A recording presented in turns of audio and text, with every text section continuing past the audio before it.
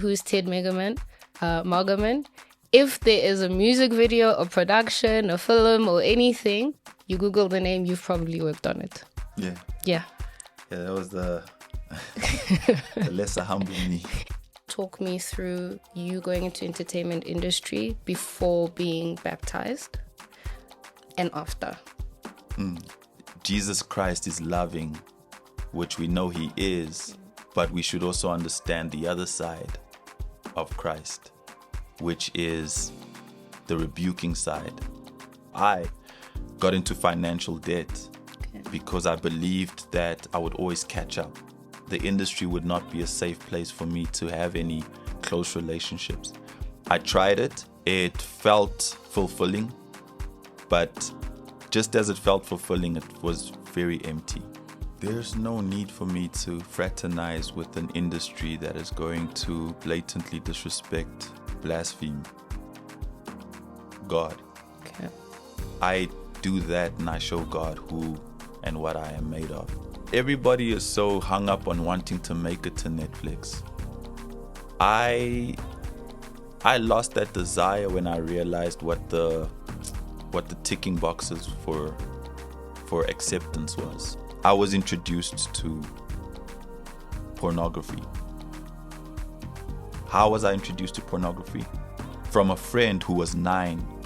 That one act has ruined my life and the many lives of the others that I might have influenced. That's exposure. Hello, everyone. Dumelang kaofela. Welcome to yet another episode of your favorite podcast, Blooming But I Fly. Thank you so much for all the subscriptions. Thank you for the engagement, the feedback. Without you, we don't grow. Thank you for subscribing and tuning in today. I've got such an exciting guest for you today. I am so excited because it took so much effort to get this man to join me. And like every guest, I always say I appreciate it because I invite people that I feel like I will gain insight from. And it's not just me, it's you guys watching at home. So today we have Ted Magerman. Yay! And thank you. Thank you for coming. No, thank you for having me. You're very busy. You're up and down in the country. You're working. I know you've squeezed me in, so I really, truly appreciate it. Yes, no. This is exciting. Yes. And thank you for having me. Thank you for having us. Yes. Because I know there's a lot of people that are going to be watching this episode. Yes, because you have a lot of supporters and you've done a lot of work. But let me put some respect on your name. So, Ted is a film director, he's a writer, he's a producer, he's a former co-founder of a company called The Islanders. You are a disciple, you are a son, you're so many things. Okay, and I like to introduce people that way because I always say people must understand why you're here, right? And I believe in giving people their flowers whilst they can still receive them. Thank you. You've worked with many people. I can name drop. But I won't do a long list because we'll be here forever, Yes. right? You've worked with the likes of Black Coffee, KO, Amanda Blacks, Java. I watched an episode of an interview of yours and you said, basically, who's Ted Magerman? If there is a music video, a production, a film, or anything, you Google the name, you've probably worked on it. Yeah. Yeah. Yeah, that was the lesser humble me. No. I think there's owning the hard work and the work you've produced, and I think there's nothing wrong with that. Yeah. I think there's a difference between owning what you've done and arrogance. Yeah. No, I've been blessed. Yes. I've been very blessed to have worked with some of the best artists in the country. And thank you for those accolades. They're amazing to hear back. It makes me feel so much older and accomplished. But I appreciate it because at least I know somebody's watching. Yeah. I think a lot of us are watching. So let's get right into it, right? Why you are here. For me, I'm very interested in not only Black stories, I'm very interested in Black male stories. I think we can learn a lot from people in our generation who are doing certain things, right? So I want to speak to you about spiritual transformation. I want to speak to you about identity. Your calling as a Black filmmaker, a disciple of Christ. And I keep mentioning Black because I feel like we're not there yet as a community. And there's many yous, there's many me's that need to hear from people who look like us. And you're one of those people that I think we can draw, from. Yeah, that's quite interesting as well because ever since moving to Cape Town, I've understood the other half of me, which is the colored side. So I think I've advocated for the Black part for so long, and being in Cape Town is so refreshing to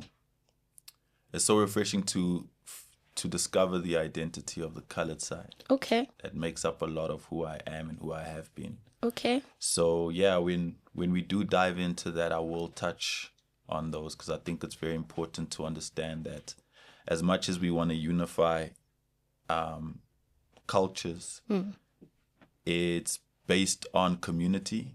It's based on experiences that defies who we are in today's walk.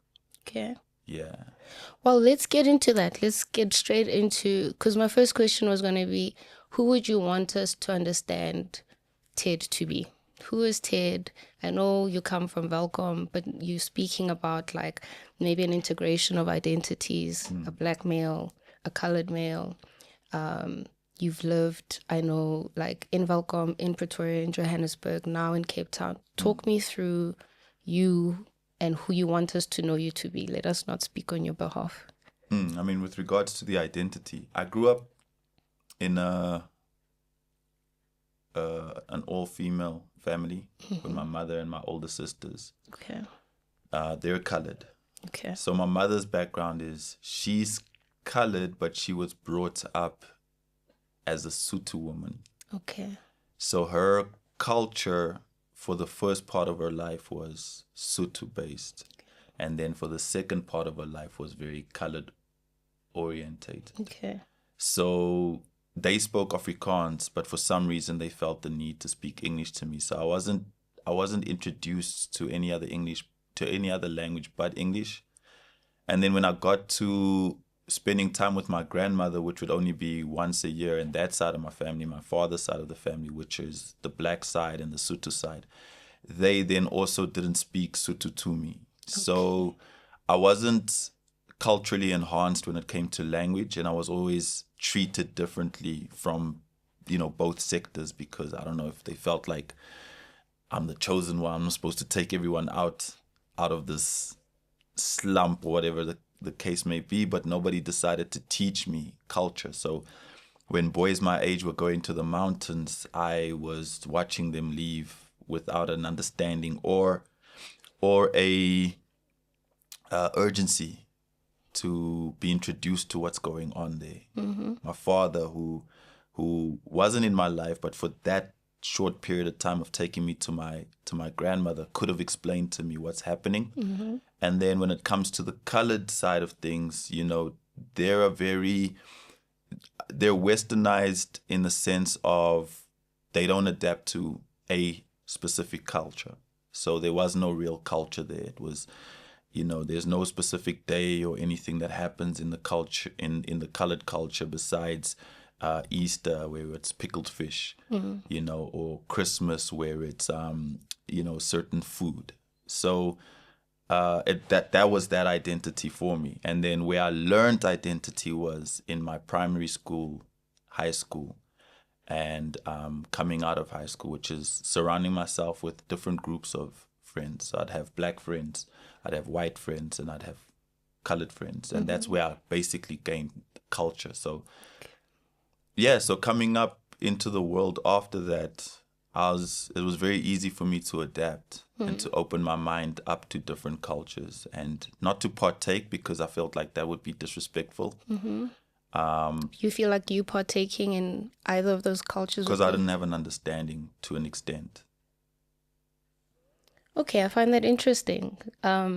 With that idea of, you could have termed it anything else. You could have said maybe I didn't fit in, but the word disrespect means somewhere along that life journey, I wonder where that idea came in. Was it something that you were made to feel like you don't belong? Was it, I think I just understood that there's a border, there's a limit Okay. to my reach. Okay. For example, if I'm going to an Afrikaner's braai or function and they're saying jokes that might be racial, those are certain things I can't. Do you feel you were ever invited in those spaces the older Yeah, of you became? So I hear course. how as a child maybe like things weren't explained or, those limitations. But then the older you became, do you feel you were invited in a way that helped you maybe integrate the identity or a safe space to learn, Yeah. I mean, it's also, if you think about my upbringing, like I said, my mom did her best to keep me in a space where I would not be boxed in. Okay. So that allowed me to adapt to all cultures. And I had my best friends were white. We had such a close relationship. At sleepovers, I'd find myself, sleeping with them in their parents' bed, watching movies, showering in their parents' shower. Where when I think about it now, I'm like, that's actually crazy that they allowed a, colored or black looking kid. But it's because of that the ability to adapt and to understand my limits as well. So I would not find myself overextending myself. Okay. And I think that also comes with like manners.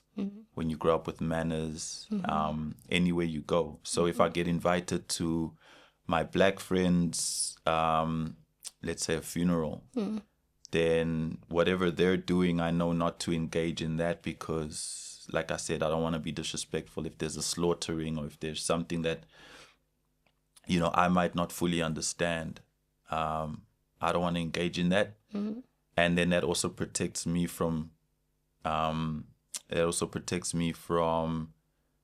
taking part in something that I might be uncomfortable in taking part in. But it will not keep me from being invited because, like I said, I adapt well. Okay. Versatile, you adapt, you're open, you participate, but you know your limitations. I suppose it also is going to feed into how you then got into the industry you're in and how you're able to make a move like Cape Town. How's Cape Town? Cape Town is good. It's exciting. The support structure for me there is amazing. God has been good to me over there. And yeah, when we touch on that, I'll also speak on that leap of faith because that was not just a simple move to make, but it was internally it was seamless. Okay. Yeah, internally it was a move that you were ready. I wouldn't say ready. It was this the only option I have. Can you say more? When you get called to action from the Lord, you don't really have any other options. Okay. You almost have blinders on you. It's us as people who create other options because we're so afraid of, jumping into something that we don't know. Okay. So you that move was obedience. That move was not an option. That move was it is what it is. I have to do it because I've heard from the Lord. Yes. We'll get into spirituality now. But linked to what you're saying, you're a very private person. So earlier I said, it took so much to get this guy here. And I didn't mean that in in an attacking way, but I perceive you and I've experienced you to be conservative, private, very protective of your space.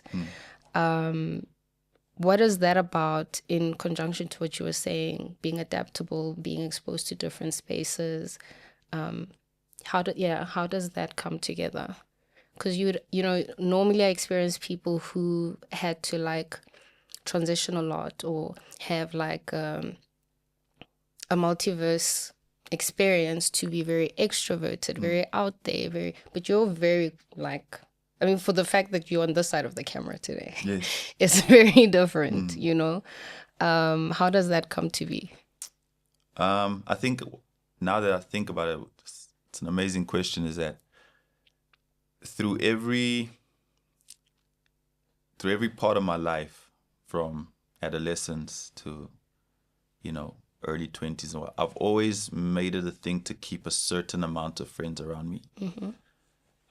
So there's always it's always a small group of people that are around me, and then I'm very stern in closing off the doors Why? to anybody else coming in. Did something happen, or is it like a... I don't know. I think once again, even before coming to God, you can put it all to God for protecting me in that essence, because the industry that I'm in, before my calling, I felt like, and when I say calling, before the Lord called me to Him, the industry that I was in was very fast paced and very consuming.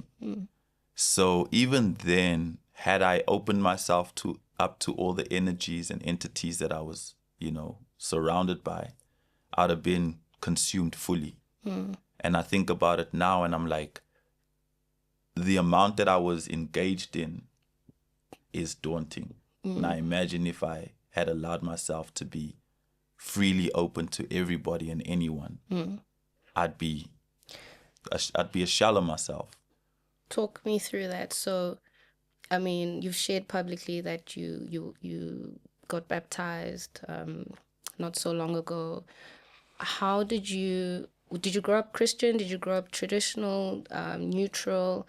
And I want you to talk me through you going into entertainment industry before being baptized and after.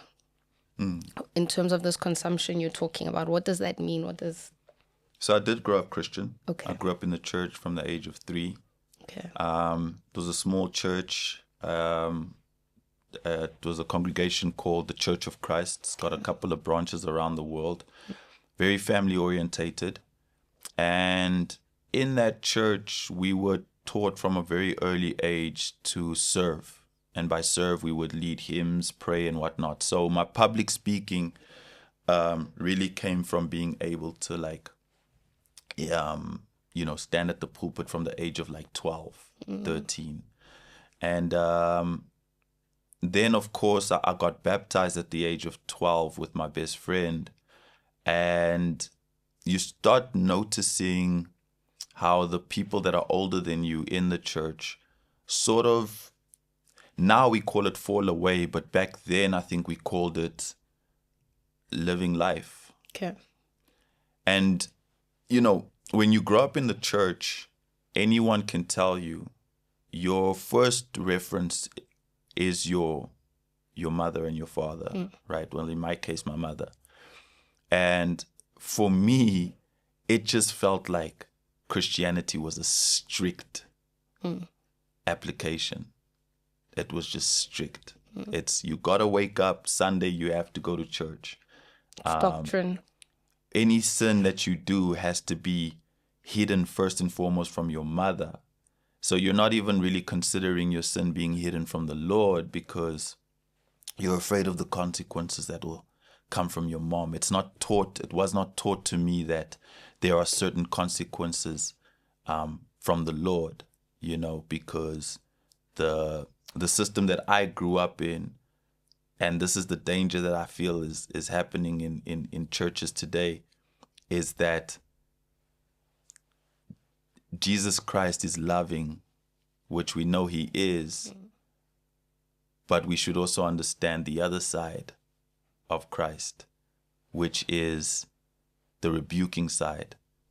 And when you only consider the loving side of it and you understand that he's all forgiving, that can't just be your only go-to when it comes to Christianity, especially at a young age. So what happens is that you've been kept away because you have a strict mom all up until the legal age where you get to step out of the world. And then all of a sudden, especially if you're leaving a small town like Welkom, and I was very protected in Welkom. I didn't go out. My friends, my schoolmates, my peers, they went out. They started drinking early. They were having sex at an early age. I always had it in my heart that I was going to have sex after marriage. I always had it in my heart that, I was going to be this. And I wouldn't even say it was so much for the Lord. It was just so that I could be special and different. Okay. But the minute the lights of the big city hit me, and the minute I looked around and there was no entity, my mom wasn't around to put me in place, I got swallowed up whole. Can I ask you something? So you got baptized at 12. Normally under, what do we call them? Is it the doctrine churches, or the traditional denomination? There you go. Thank you. You get baptized after birth, right?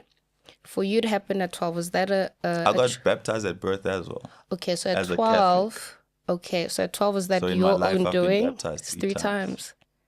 At 12, was that your own decision? Yes. Okay, so you had already formed at that young age a personal relationship with God. It wasn't... I wouldn't say it was a personal relationship with God. I said I think I had a love for Jesus. Okay. And I just really wanted to make my mom proud and the people in the church proud. Okay. That's where it's... Or else I wouldn't have felt the need to get baptized again, because this time around it was because I understand two reasons. To publicly enhance my relationship with Jesus Christ, so that many others can see that I've declared him as my Lord and Savior. And then also to commit to his promise to me and be of salvation. Okay. So that 12-year-old boy grows up, he goes to university, and the doors are open. Didn't go to university, but yes. Well, okay. Didn't go to university. Pretoria? Yeah, Pretoria was life. Yeah, it's life. Okay, you're living life in Pretoria.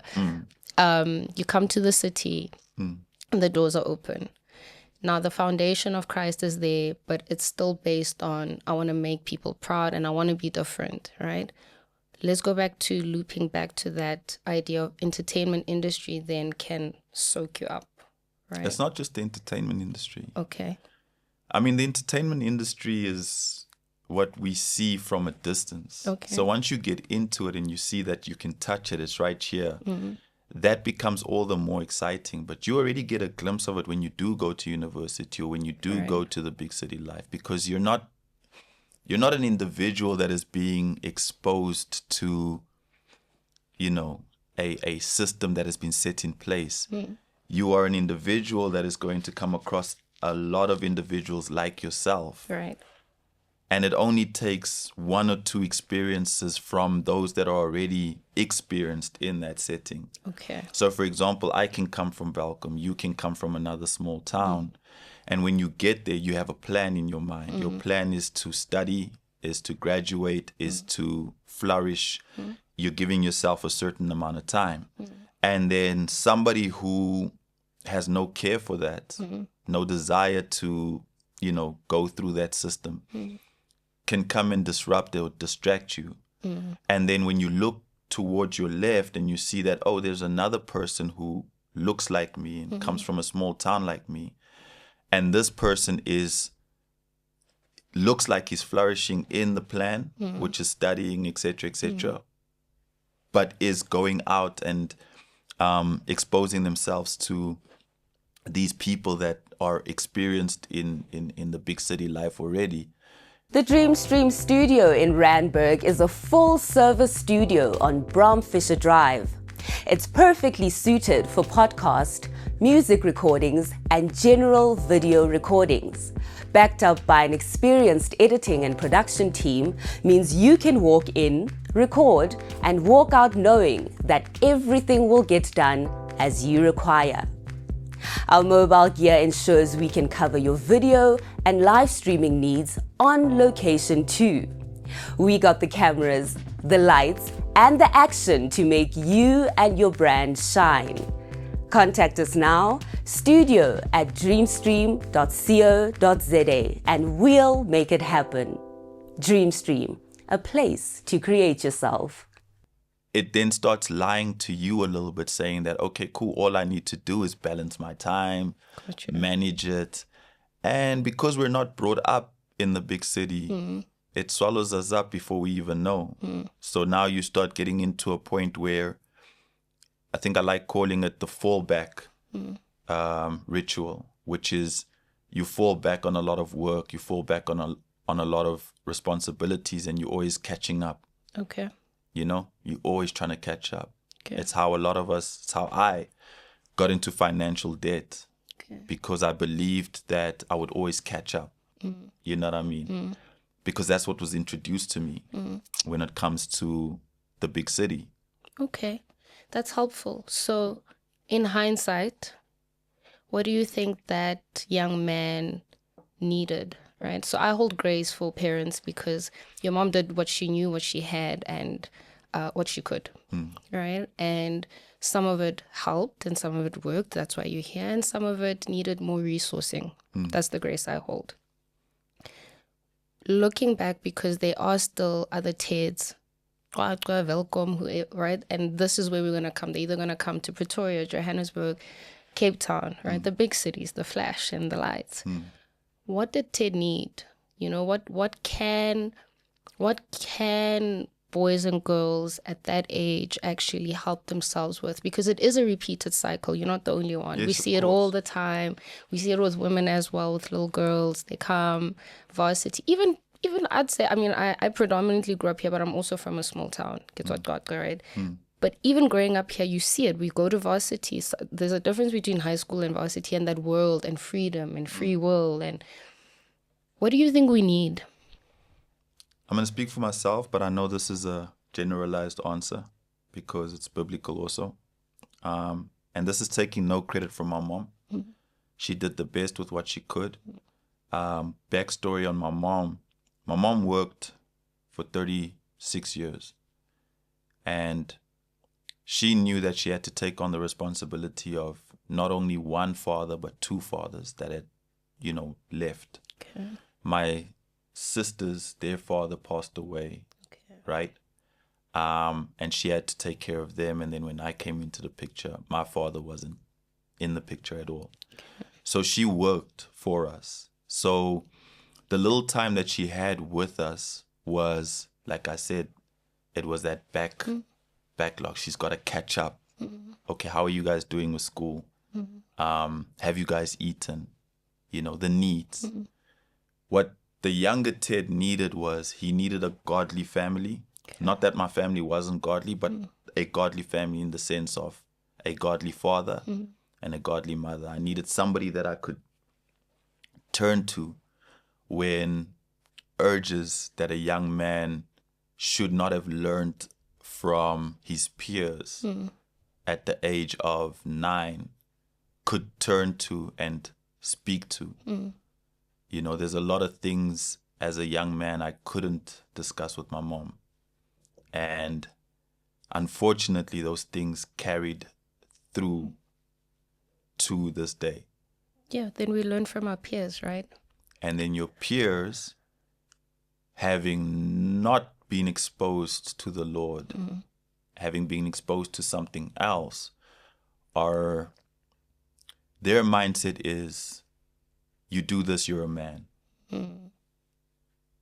You do this, you're owed something. Okay. So they treat women a certain way because they believe they're owed that. Okay. Right? But when we look at it, going back to the Bible, it's a system that God has put in place that if it was adhered to, it's a perfect situation. First and foremost, man finds woman. God has put this woman in his heart. First and foremost, Bible says, the man shall leave his mother and father. The two shall become one. Then it says, they will have children. And it says, raise your children up in the way of the Lord. That's how it's supposed to be. Reason being, because of our wise father, is so that if an issue comes, we have a reference to go to. Even if we step out of line. I stepped out of line, but my broken communication with my mom had started from the age of 8 already, Okay. because she was the parent that I didn't want to disappoint. All right. And because she's someone I don't want to disappoint, how could I, as a young boy, go speak to her about my sexual desires or new developments in my body? How does your relationship with God now differ from that initial authority or parental relationship you had with your mom, which is a parent that you deeply don't want to disappoint? Because God, I feel God present more. Okay. And it's not because he was never present then. It's because I now have opened up the door for him to be present in my life. And how have you and God navigated those disappointments if you feel you've disappointed him in the past? Especially navigating through the challenges of a young man that you're talking through and being, getting lost. Scripture says for us to not remember the past. Yeah. And that's what being baptized does. You are reborn, born again. You are made new. And you are almost demanded to forget your sins because they've been forgiven. There's no way that I can fix the old me without Christ. So that conversation was had when I read the Bible and understood. And then my response to that was getting baptized. And I leave it now to the Lord when it comes to anything that I'm faced with now moving forward. But the Ted of the past is long gone. And earlier you said he's a loving God, right? And I fully believe that. I mean, there's a scripture that speaks about he will leave the 99 to fetch the one. So God has always, you were the one. He's always, for you to get baptized 3 times. He didn't leave you, you left him, or you didn't know him Exactly. to stay with him. So I think that's testament to that. Exactly. So then how do you get to a point where you're lost, God seeks you, you open up your heart and you say, well, I'm ready to get baptized again? How do we get to that part of your life? So you got to go through rock bottom, right? And I've gone through countless rock bottoms because I have the cheat code. So Okay. I know of Teach the us. Lord. No. I'm saying before I came to the Lord, I'm saying that what will happen is I'll do well, and then I will consider myself blessed because of like monetary value, and because I am, I'm held up to such a high esteem as this great filmmaker, #1 music video director, whatever the case may be. And then, not give credit where credit is due, obviously. Put it all on me. Me. I'm the one that brought us here. I'm the reason why everything is working. That pompous attitude reflects on people around me. I mistreat them. I, treat them like they're secondary. And eventually you lose everything. And the reason why you lose everything, you think it's because, you made a poor decision here, or you spent your money you spent your money recklessly. But it's because you are headed into a direction that the Lord has not put you in place of. So your desires are to please man, not the Lord. So what do? You go spend money on expensive clothing. You spend money on pleasing people, whether it be alcohol, whether it be just unnecessary things. You want to drive the best cars. You want to, you want to have the most beautiful people around you. And you all of your energy is going onto this. And then you hit rock bottom because you're all spent out. There's no way you get to fill somebody else's cup and keep your cup full. That's impossible, right? And then what happens is that you hit rock bottom financially, and then what the Lord will do is, the Lord he'll make way for him to grab glory, to where you realize that he's the only one that can take you out of it. and then you pray. Right. And then he reminds you that he is faithful and anything is possible through him. And then he will bring you out of that situation. Maybe, in my case, it's a phone call. KO will say, yeah, I've got a video for you. And then it'll just start rolling in and rolling in. At the time, I used to think it's winter time. It's a bad time to shoot. Nobody wants to shoot. That's why I'm financially in shambles. But now I realize exactly what it was. And then he'll take you out of it. And then what happens is because now you have this pompous identity, you think it's all because of you. You think, oh no, this guy called me because he needs me. And then you're back onto it. And then it's just a cycle. And that cycle ends. And I thank him so much that it ended before my life got taken away from me. Because had my life ended while I was in that cycle, my destination would definitely have been hell. Okay. There's no other way of explaining that any better. So what happened was the Lord allowed for me to go through all of that and then to come out and my soul was tired. My soul was tired. I had exchanged with too many energies. I had friends around me that, the Lord exposed were not really friends of mine. I had people around me that the Lord exposed were not really for me. And then he does what he does, and he removed everything. Now, when he removed everything, he also removed opportunities that would have distracted me from this time that I needed with him. Okay. So big opportunities that I had in film, he removed that. Like I said, friends, he removed that. Money, he removed that. And big opportunities, the reason why he removed that was because I needed to not be distracted by work. Friends, the reason why he removed that is because he needed me to realize that I can only rely on him. Right. Money was for him to show that he's the only one that can provide for me in this time. And he did.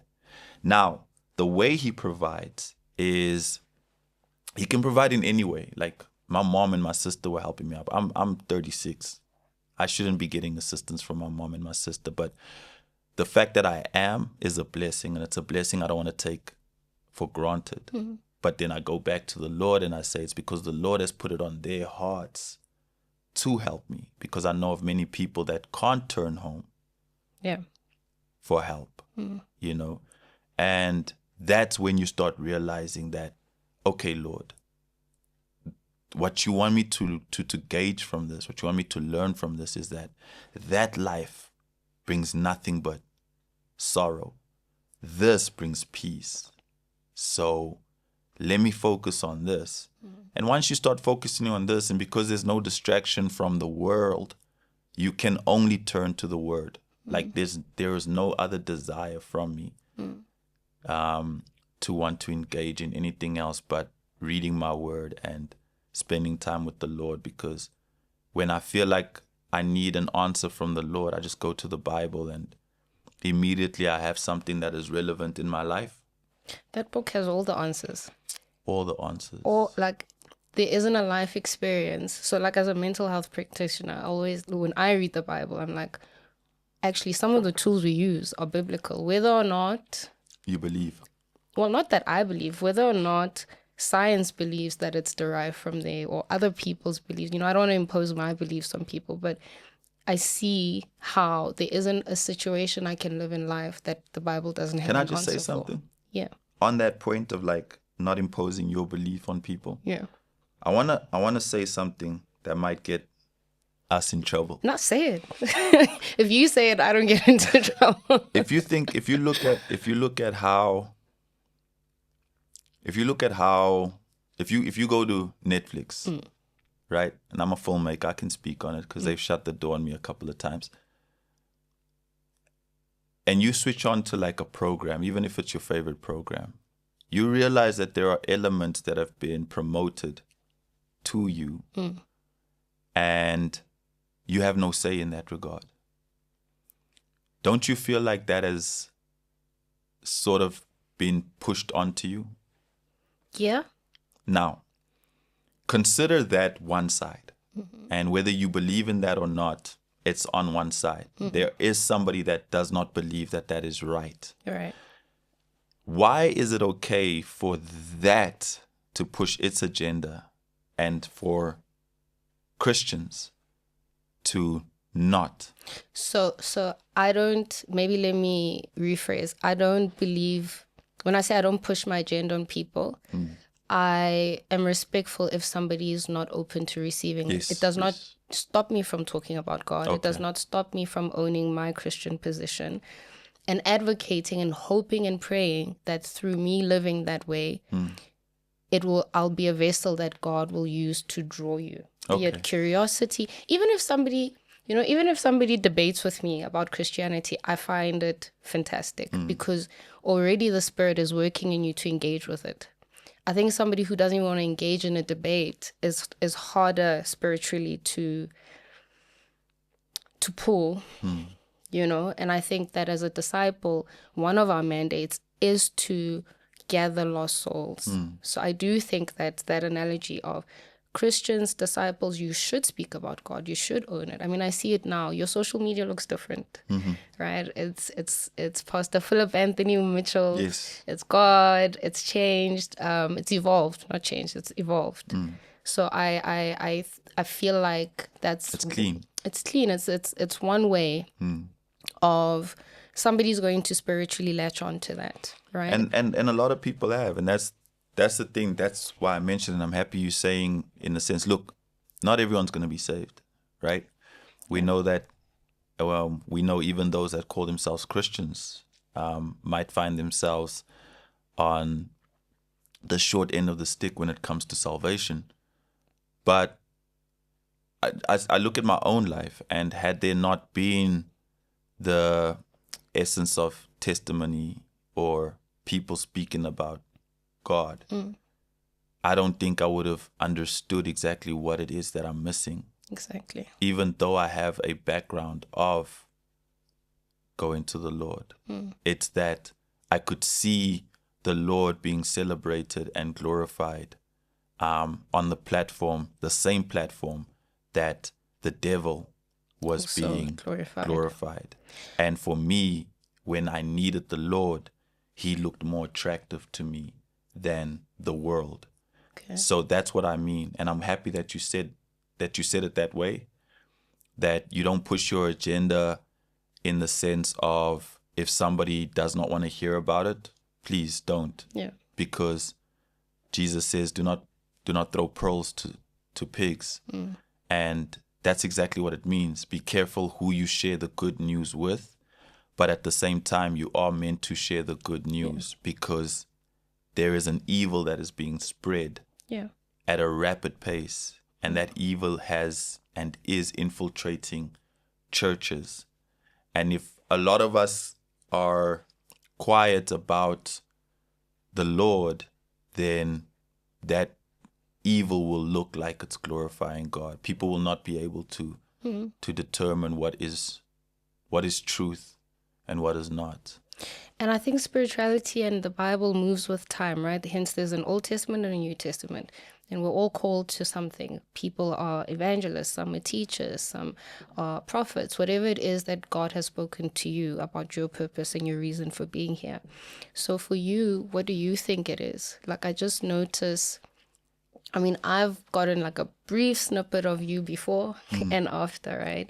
But you have changed, and you are still in some similar social circles, and you are still in the industry. So it's a two-part question, which is, what do you feel you've been called to do in the sense of what the word says? What has God spoken to you? And also, how has this transformation and evolution in your life been received actually in the field? You know, it's a field where God can play, but also the devil plays. Yeah. So So first question, I think, like en route coming here, and that's another thing. So I was supposed to pick up my production manager Kim, and then there was just traffic, so I asked her to make means to get here, and that gave me time to pray. Because if we were in the same car, we'd discuss work. That gave me an opportunity to pray, and then I was able to pray and ask the Lord to guide me and ask for wisdom doing this interview. And that's how I treat my life, right? Is that, if I'm meant to do something, that I'm meant to be there, and that I have an opportunity to spread the gospel, right? And then when it comes to my social media presence of late, it is what I hope is consistent in my relationship with the Lord and how passionate I am about promoting Him. And the reason why I keep the old images and content on there is for whoever has the time to go and dig deep, to realize that there is a change, and a significant change at that.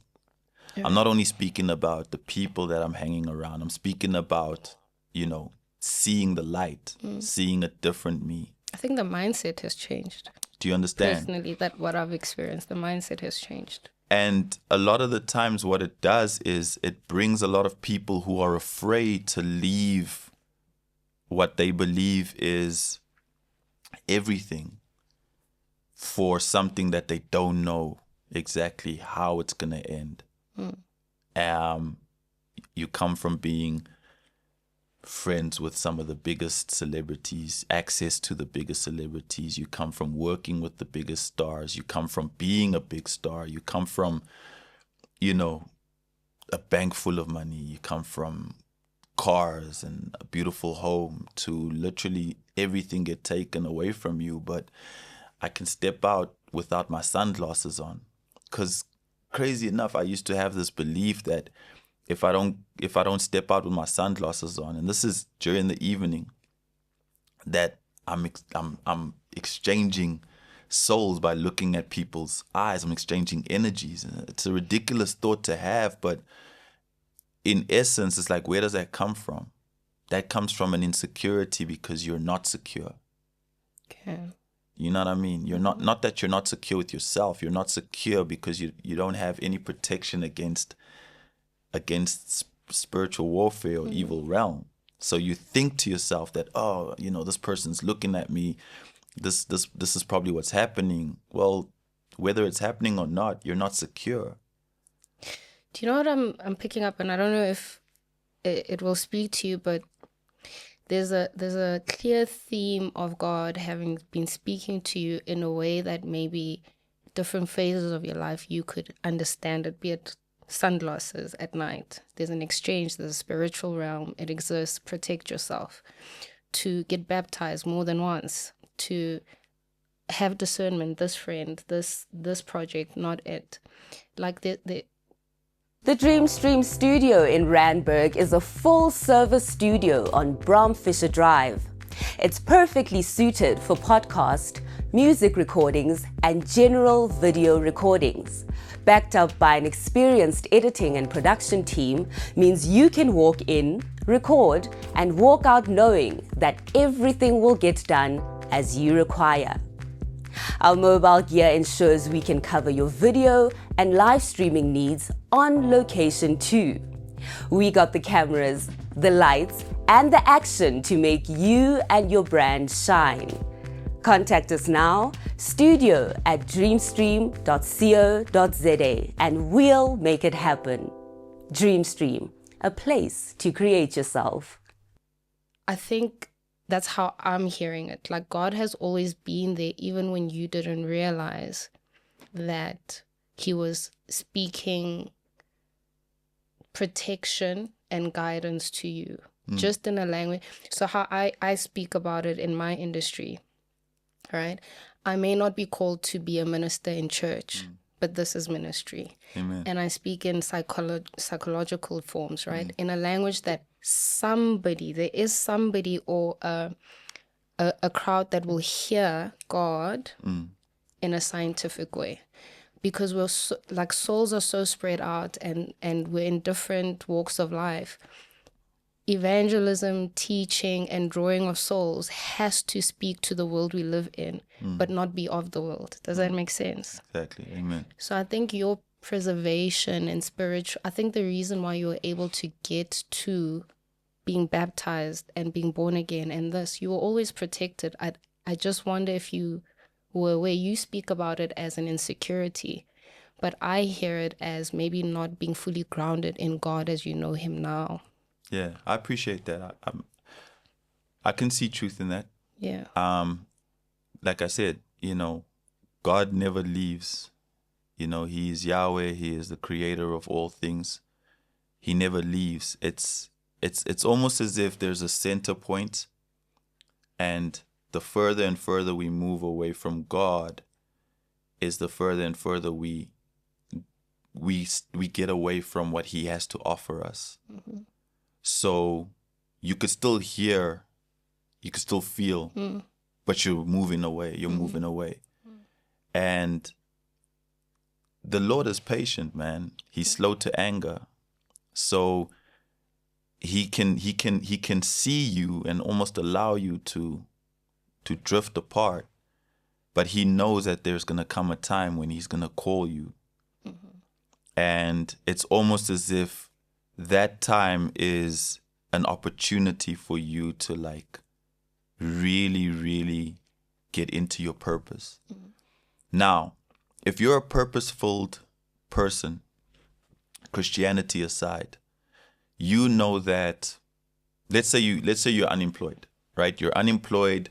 There's not much happening for you in life, but you always kept intact. Your place is always clean. You're always ready for an opportunity. That opportunity doesn't come today. It doesn't come next week. It doesn't come a year, but you're always ready. You're always purposely in a position that if somebody were to knock on your door and say, hey, by the way, now imagine applying that to Christian belief, always being ready for the Lord to utilize you. Mm-hmm. So I look at my life then. I might not have known it, but I'm grateful for everything that I went through because I have a testimony now. Mm-hmm. I'm able to go into the darkest of areas because I come from the darkest of areas. I am able to go to the places that, like we spoke about earlier, I've adapted in different cultures, understanding that there are limits. And now I go back to why I never introduced myself to those limits, because the Lord was protecting me. Right. But I was in the presence of those situations. So I understand those situations, hence why I can go in there and now on behalf of the Lord, speak on it. Now let me ask you something, Ted. I haven't answered the last question. Yes. Though. With regards to the industry, yes, I made a rule with myself coming into it that I would never befriend anyone in the industry, simply because I understood it, even in my own life, to be the is all and ends all of one's life. We're so hung on wanting to succeed in this industry that nothing else matters. Right. We leave homes, we leave families, we leave friends, all in the name of this industry. This industry requires so much sacrifice that it's almost unimaginable for you to not make it the way people sacrifice. We see it in the way people, this weekend was Durban, July. There are people that probably went to Durban, July, spent money that could have fed families on outfits, trips, etc., all because of a moment of feeling, included. And on the back of that, come home to total emptiness. I'm not even talking about empty fridges or what. I'm talking about total emptiness.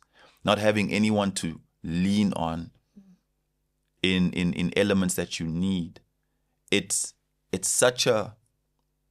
a reversed way of living. Mm-hmm.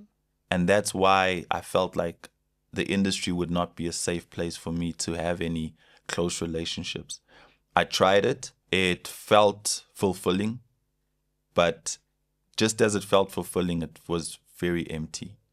So with that, do you have hard yeses and hard no's in navigating the industry now?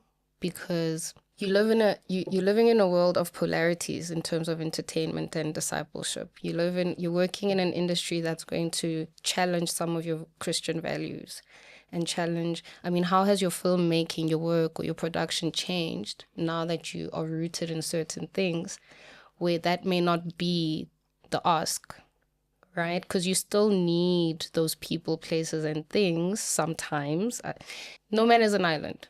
We need relationships, we need networks, we need whatever, right? Whilst I respect that we have God and He will open those doors, but practically a young man listening to this, a young lady listening to this, wanting to go into the industry and also walking with God in the way that we understand those polarities. Is it a hard yes, no? Like, how do you... There's no need for me to fraternize with an industry that is going to blatantly disrespect, blaspheme God. Okay. I do that and I show God who and what I am made of. And I have to deal with him. Those people that you mentioned, they're not going to deal with him on my behalf. Okay. When the day comes and the Lord says to me, you had an opportunity to smile with those that blasphemed my name, or you stood up against those people. You know, for example, and I'll mention it, man, I'm not afraid to, Netflix. You know, everybody is so hung up on wanting to make it to Netflix. I lost that desire when I realized what the ticking boxes for acceptance was. Okay. I won't mention it here, obviously, because there are certain things that you have to include in your content. Okay. That as a Christian, if you play on that half and half is the mark of the beast. You're dabbling. Yeah. So it's a difficult decision to make if you are not rooted. When you're like, oh, but Lord, you know, I really love this film thing.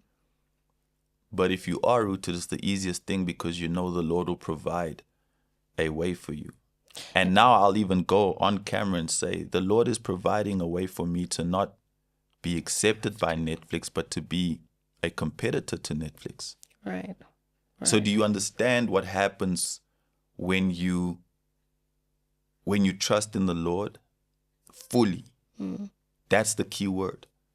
Fully. You can't blow over when rent is due and then start scratching and squabbling and trying to figure out on your own and say you're a Christian or say you trust the Lord. I'm not saying you're supposed to sit down in prayer, but you are supposed to trust him fully to the sense where you're not stressing or worrying about your circumstances. So in my industry, if somebody who could open it, I mean, I shot Black Coffee and Billie Eilish. By virtue of a system that should be working, right? I should be in the States, right? Like, I've been in the industry for 10 years. Everyone knows the quality of my work. I should be at least having about a show or two. But that's not happening. And it's not happening because man says so. It's happening because the Lord says so. Because what happens when I get into those spaces? Right. Then I start saying yes to the certain things that I shouldn't be saying yes to, falling further and further away from the Lord. Now, I might sound crazy to somebody who is in the world, but this is not a message for that person. No. Like you said, this is a message for a young entertainer who's also a Christian. And my plea to them is trust in the Lord. That is the simplest thing. Trust in the Lord to provide. Now, if you trust in the Lord and your prayer is, oh God, please allow Netflix to accept me, that's a little difficult for me to answer to. That is all up to the Lord. But I can tell you now that there'll be no gratification because these platforms that have accepted, inclusion, sexuality, the things that are, okay, simplest thing to say, pollution. In my own life, at the age of 9, I was introduced to pornography. How was I introduced to pornography? From a friend who was 9, who was exposed to it by his brother. That one act has ruined my life and the many lives of the others that I might have influenced. That's exposure, polluted exposure. If I'm struggling with that, the last thing I need is to turn on Game of Thrones and see nakedness. That's the last thing I need. All right. Because if I'm struggling with an addiction, if I'm struggling with cocaine, the last thing I need to do is find myself around people that are busy with cocaine. We're not understanding it because we're not speaking about it. We want to fight these battles on our own, and we're losing because this enemy, he's got legs in the game, man. He's experienced.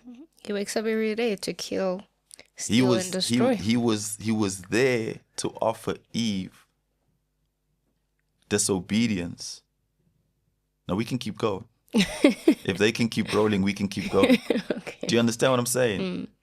So if I understand pollution and I want to dabble in pollution, even in the slightest, then I am going against my Lord. And if I'm going against my Lord, even in the slightest,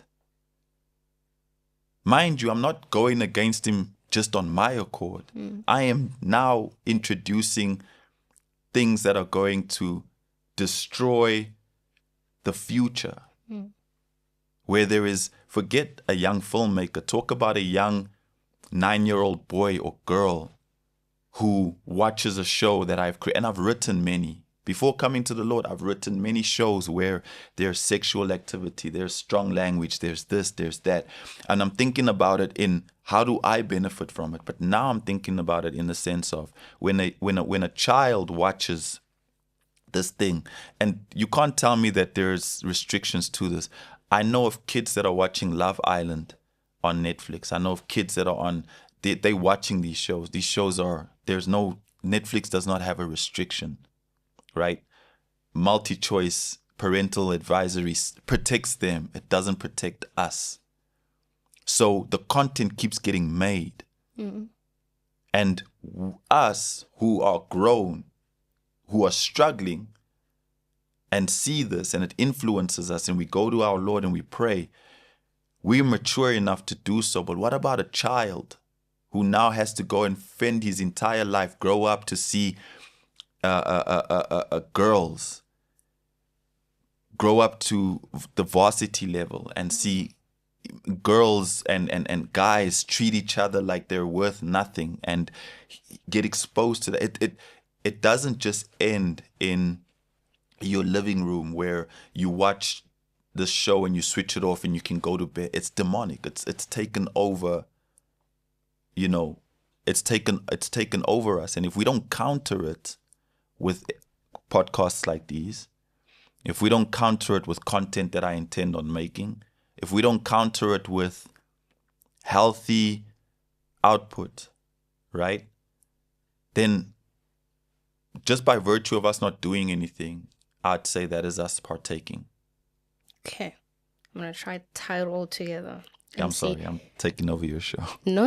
This is exactly what I called you for. I'm going to tie it in to see if I've been listening.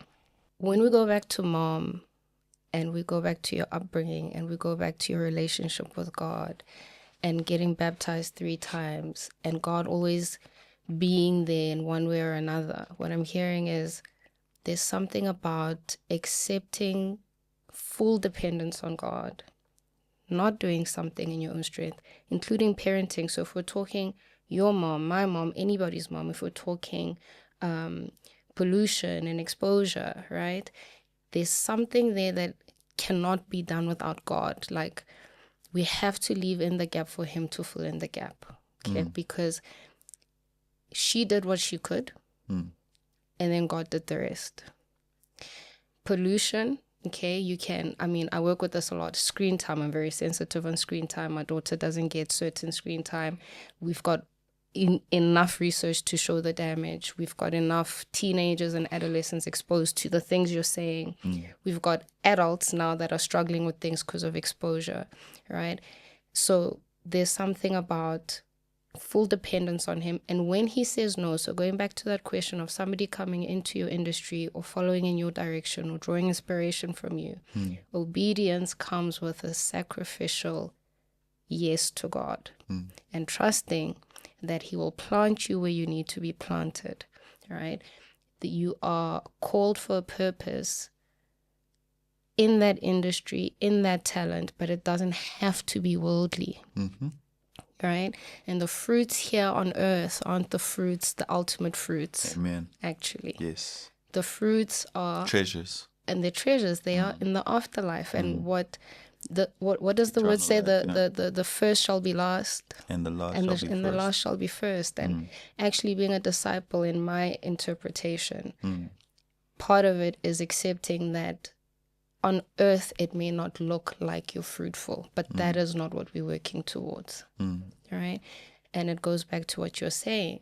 I do not want to disappoint God. I want to promote everything that he is, and I want to live according to his word, not man.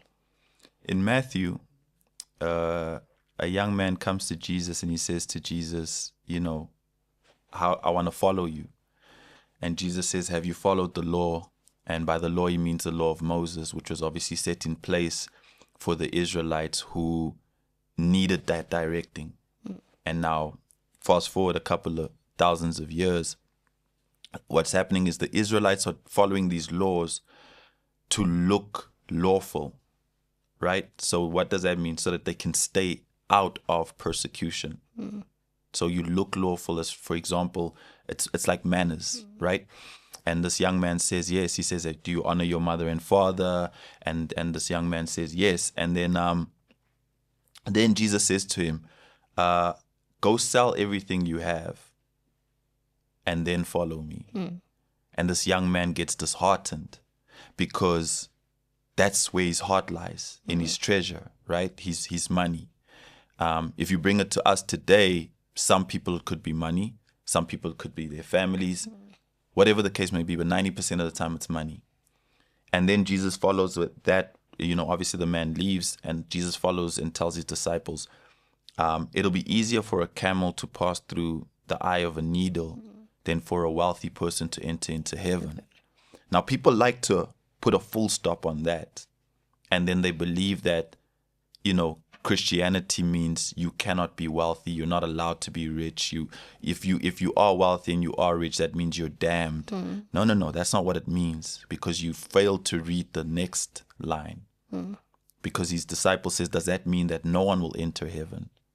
Right? Because we all deserve to be wealthy, right? We all deserve to be comfortable. Job was wealthy. Solomon was wealthy. David was wealthy. And Jesus says, with God, it is possible. With man, it is impossible. And that's exactly what I mean. That there is no desire to take Kim and all my other employees and say, let's go. The Lord said we must go walk 40 days and 40 nights in the desert. And we must only eat the bread that he offers. No, that's not what it means.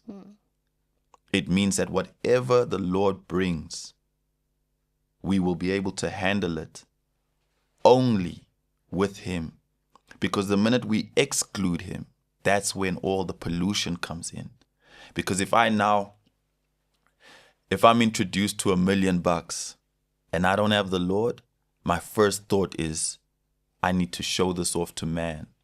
I need to go please man.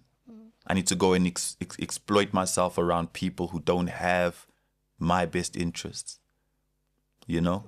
Who does have my best interests? The Lord. So if I turn to him and I say, Lord, thank you for this blessing. Now, guide me on what to do with it. I don't want to put words in the Lord's mouth, but I can guarantee you he'll tell you, put your home in place. Right? marry this beautiful woman that you've proposed to. Do the right things according to my word.